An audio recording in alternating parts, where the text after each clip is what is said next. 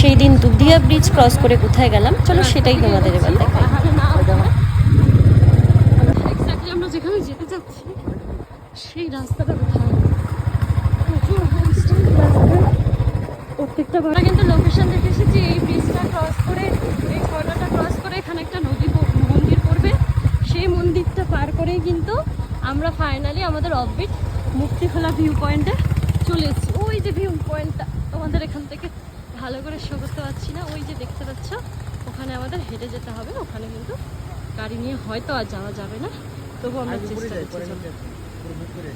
দেখো তোমাদের ভিউটা দেখাচ্ছি, কি দারুণ, কি সুন্দর জলের আওয়াজ। আমরা এখন ওপরে উঠে যাচ্ছি, তো ফেরার সময় এখানে নামবো যদি বিকেল বিকেল থাকে, না হলে ওপরে গেলে আমরা ক্যাম্পটা পাবো না। তাই এখানে একটু নেমে আগে একটু ছবি তুলে নিই, ভিডিও করে নিচ্ছি। আসার সময় যদি অন্ধকার হয়ে যায়